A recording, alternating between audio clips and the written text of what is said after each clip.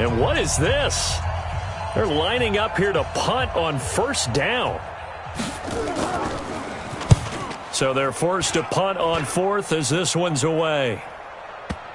And this will pin them nicely inside the 20 as it's out of bounds at about the 14-yard line.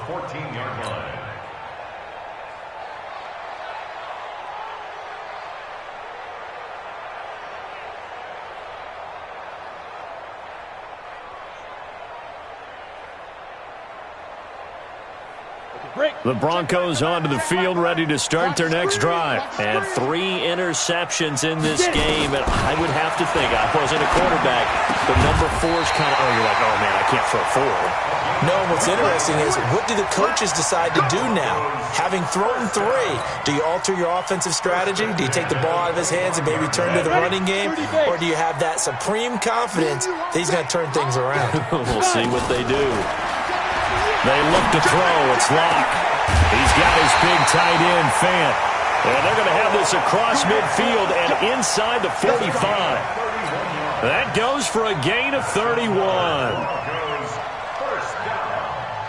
First and 10 at the 43-yard line. So the big play gets him across midfield now for first and 10.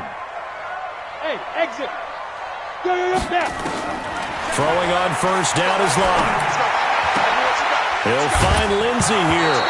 And he loses the football a second time. But this will get out of bounds, so possession will stay the same. I don't know about you, but I could hear and feel the sigh of relief all the way up here in our booth. That was palpable. The sideline, the friend there. No doubt about it. Ball goes over the sideline, able to retain possession, no turnover.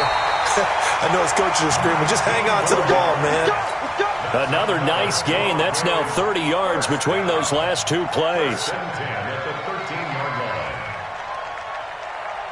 Locke going to bring the offense up first and 10. And he's 4 for 4 now, throwing the ball to start the drive.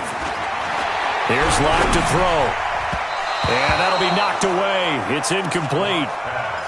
And that's one he's got to be happy to have back. There wasn't a hole open in the zone. You'd have to think on early downs like that first down there, need to be a little bit more careful. Yeah, fortunately for him, got a couple more downs to play with. So now 2nd and 10 after the incompletion on first down. Block now to throw. Being chased out left. And it's caught. And he couldn't quite get there. Tackled down at the 1. His 5th catch tonight, and it's good for a first down. First and goal, and they got to be thinking a chance to get right back into this football game. They'll look to run with Freeman. And he will take it in for a Bronco touchdown. Royce Freeman with touchdown number 7 on the year, as his guys are back within a single score. And there you go. Nothing really too complex. Block, keep to your assignments, let them run it in. They did it. Fundamental football. Good blocking, beats good tackling on that play. End result, touchdown.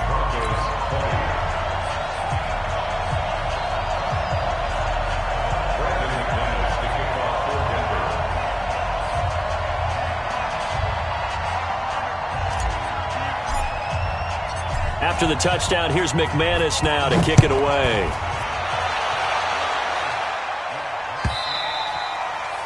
And the mile-high air in full effect as that's out of the back of the end zone for a touchback.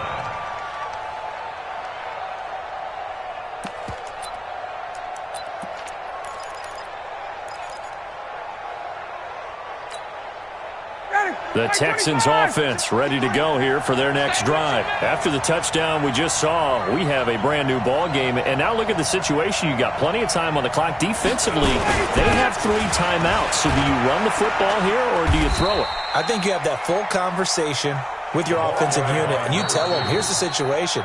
They've got all of their timeouts, so we are not going to play this conservatively. We've got to attack them. We've got to make them use those, gain the ground that we need in order to put this game away. If you think we're just going to run it 3 times and punt it, you got another thing coming. Yeah, and then, by the way, also the 2-minute warning in play, so essentially 4 timeouts left. They have to be aggressive here. They'll keep it on the ground. Buckley. And he'll be brought down somewhat awkwardly here, and a late flag as well. I think this one's going to be a face mask. Wow, a personal foul at this stage in the fourth. Hard to believe. Really hard to believe, and now that glow of hope that you had begins to flicker out, doesn't it? Yep. And now it's 1st and 10. A big mistake, especially when you factor in the personal foul yardage. They'll run it now with Juszczyk. And he'll get it down here to the 43. It's a pickup of 4, and it'll bring up 2nd down. Fourth quarter, holding on to a lead. Fullback carry, 3 or 4 yards. I guess that's what you're looking for. And it just brings back memories for me because I remember my coaches in this situation. I remember one time my head coach into his headset telling the offensive coordinator, I want the big boy carrying the ball. And that's what you have in this spot. Him covering up on the ball, taking care of it, and grinding out yardage. And he'll be brought down. Oh, that's a face mask. Certainly looked like it. Indeed, here come the flags. Here we go.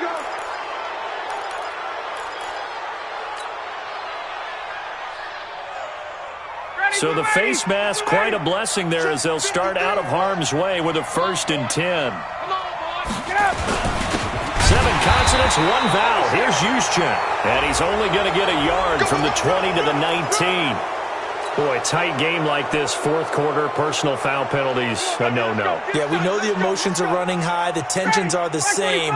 Who can control them best could ultimately win it. So now then, the penalties got him set up with a 1st and goal. Now a give, right side. Buckling. And he's in. Touchdown, Houston. A 9-yard touchdown run. And the Texans push further out in front. And that rushing touchdown, his 4th, puts him just 1 shy of the NFL record in a single game. And we all know he would love to get to that record and even beyond it, but he doesn't need to in order to impress in this one, does he? What a performance. What an absolute great game that he's had here in this one. This fielded a few yards into the end zone. And all that worked, but he stopped where he ultimately would have been, and he's simply taken a knee, and that's the 25-yard line.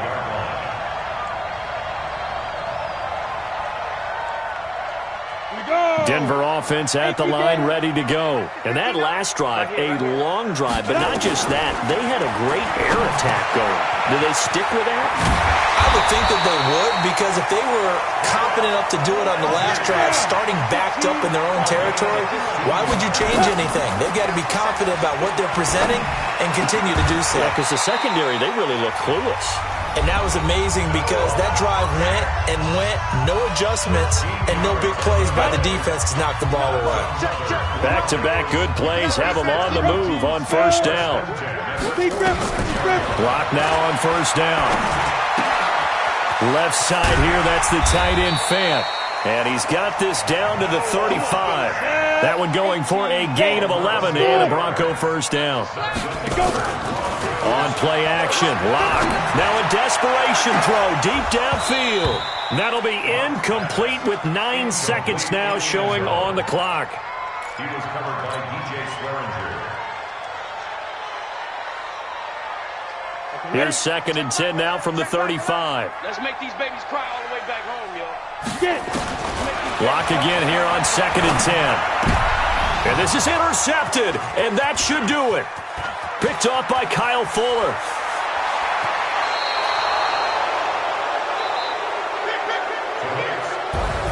So Houston going to come away here with the victory.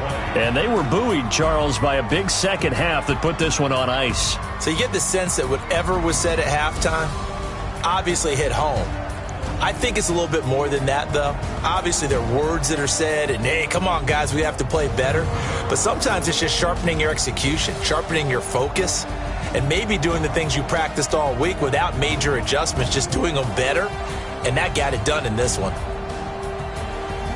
So for Houston, they continue to rack up the victories as this one moves them to 13-2 on the year. And they'll get a few days to savor this one before they take on the Jacksonville Jaguars. Meanwhile, for the Broncos, it's a tough blow to their playoff aspirations as they drop to 9-6. And they'll get a chance to redeem themselves at home next week. And for Charles Davis and our entire crew here at EA Sports, I'm Brandon Gaudin saying so long, everybody.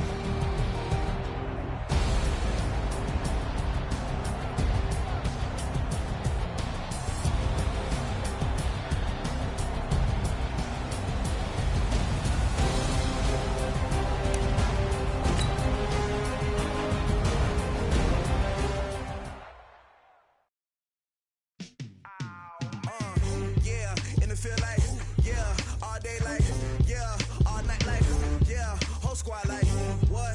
In the field like, yeah, all day like,